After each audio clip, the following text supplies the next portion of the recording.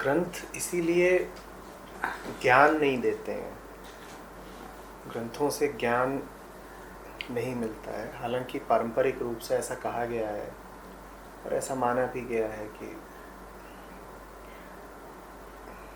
ज्ञानोपार्जन होता है, ज्ञान मार्ग ही है एक पूरा। लेकिन ग्रंथ ज्ञान नहीं देते, ग्रंथ गवाही देते हैं। आपके सामने दो खड़े होते हैं प्रार्थी, थोड़ी सी अलग बात है इसको। हम कुछ नहीं, हम अहंता है, हम तो अपनी मिश्रित चेतना है, लेकिन अपनी दृष्टि में हम राजा होते हैं, क्योंकि हम ही चुनते हैं मंदिर जाना है या नहीं जाना है, ये भी तो हम ही चुनते हैं ना।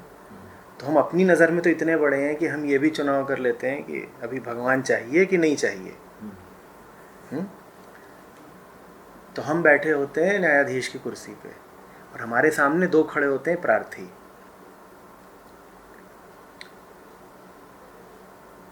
प्रार्थियों में एक तो होता है सत्य और दूसरा होता है भ्रम। अगर एक सत्य है तो दूसरा तो भ्रम ही होगा। अब ये सुनने में बात अजीब है कि ऊपर जो बैठा है वो अहंकार है और उसके सामने सत्य प्रार्थी की तरह खड़ा है। हाँ, बिल्कुल ऐसे ही है। हमारे सामने परमात्मा भी प्रार्थी की तरह ही तो खड़ा है। हम कभी उसकी सुनते हैं, कभी उसकी नहीं सुनते हैं। तो ऐसे में ग्रंथ काम आते हैं, वो गवाही दे देते हैं। अब आपके सामने सत्य खड़ा है और भ्रम खड़ा है, ग्रंथ आ गया। आप तो न्यायाधीश बने हुए हो और न्यायाधीश जो होता है जज, वो हमेशा क्या मांगता है? कहता है क्या लेके आओ? गवाही लेके आओ, सबूत लेके आओ। अब झूठ के पास बहुत सबूत होते हैं, सारे सबूत होते ही किसके पास हैं? झूठ के पास होते हैं। सच बेचारे के पास सबूत नहीं होता, इसीलिए अक्सर हारता कौन है? सच ही हारता है। हम फैसला किसके पक्ष में कर देते हैं? झूठ के पक्ष में कर देते हैं। हम ही तो झूठ के पक्ष में फैसला किए जाते हैं, उसी से दुनिया चल रही है। बिल्कुल झूठ के पक्ष में। लेकिन सच को एक गवाह मिल जाता है, ये ग्रंथ। फिर इसकी सहायता से कभी कभी सच जीत जाता है। तो ये आकर के गवाही दे देते हैं कि ये जो सच तुम्हारे सामने खड़ा है, ये जो सच तुमसे प्रार्थना कर रहा है, हमारे ही भीतर तो सच और भ्रम दोनों है ना। लेकिन जो सच की आवाज़ होती है, समझाने के उद्देश्य से कह रहा हूँ, वो बड़ी झीनी होती है, बड़ी मंद होती है।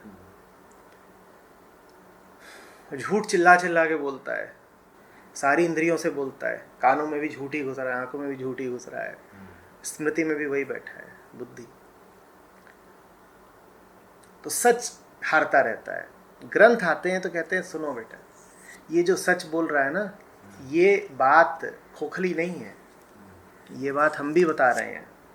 तो जब आप ग्रंथ पढ़ते हो तो आपको कोई नई बात नहीं पता चलती है। इसीलिए मैंने कहा ज्ञान नहीं देते ग्रंथ। ग्रंथों से आपको वही पता चलता है जो सत्य आपसे पहले ही बोल रहा था, लेकिन चूंकि वो आंतरिक सत्य था इसीलिए वो बड़े मध्यम स्वर में बोल रहा था। जो बात अष्टावक्र कह रहे हैं वो बात आपको पता है, वो पहले से पता है। लेकिन जब तक वो बात अष्टावक्र की नहीं है, आपकी है, तब तक उस बात में तीव्रता कितनी है, जोर कितना है, कुछ नहीं। क्योंकि तब तक वो बात हमारी अपनी है ना, जानते हैं हम। और हमारे भीतर एक बैठा है जो टिटहरी सी आवाज में बोल रहा है, और एक बैठा है जो शेर भालू की तरह गुर्रा रहा है, चिंगाड़ रहा है। तो ये आकर के कहते हैं कि उसका पक्ष लो जो बड़ी धीमी और कोमल आवाज में बोल रहा है, उसका पक्ष लो। सत्य बड़ा दुर्बल होता है। अब ये बात भी अजीब लगेगी, क्योंकि सत्य को तो हमने कहा है कि वो बलवानों से बलवान है, पर हमारे भीतर का जो सत्य है वो बड़ा दुर्बल है। क्योंकि उसको देखने वाला कौन है? उसको देखने वाला है अहंकार। और अहंकार जब सत्य को देखता है तो अहंकार के लिए सत्य बड़ी दुर्बल चीज है। हाँ, सत्य की दृष्टि से सत्य को देखें तो कहा जाएगा वो बली ही नहीं है, वो बलातीत है। सच की नज़र से सच को देखें तो आप कहेंगे कि सच बलवानों से बलवान है। बिल्कुल। पर जब अहंकार न्यायाधीश हो और सच को देखा जाए तो सच कैसा दिखाई देगा? दुर्बल, रोगी, बिल्कुल मरियल। ये आकर के गवाही दे देते हैं। इसीलिए उनके ही काम आते हैं जिनके भीतर सच की मध्यम और सूक्ष्म ही सही लेकिन आवाज जरूर हो। कि आवाज मेरे भीतर भी थी पर मुझे पता नहीं चल रहा था कि ये जो आवाज है इसका पक्ष लूं कि न लूं, इसके तरफ फैसला दूं कि न दूं। और तभी मेरे सामने ये आ गया और मैंने कहा भाई जो बात मुझे लग रही थी वो बात असली है, क्योंकि वो बात मुझे यहां भी मिली, यहां से नहीं मिली, यहां भी मिली, थी मेरी, गवाही देने ये आ गया।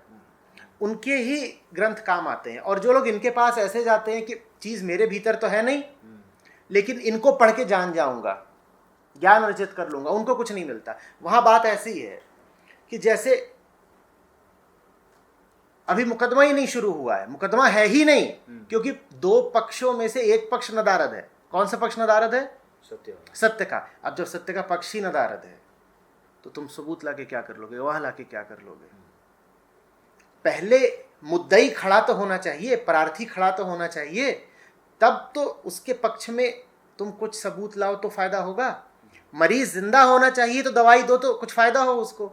जहां मरीज है ही नहीं, मरीज बचा ही नहीं, मरीज इतना क्षीण काय हुआ कि मरीज खत्म हो गया, उसको तुम अब दवाई लगा रहे हो। ये दवाइयां हैं, ये गवाहियां हैं। इन्हीं तरीकों से इनकी बात करता हूं। दवाई भी किसके काम आती है? जिसके भीतर कुछ तो प्राण बचा हो।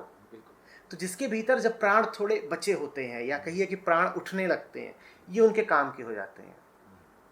जिसके भीतर से सच आवाज देने लगता है, भले ही बड़ी मध्यम आवाज में, ये उनके काम के हो जाते हैं।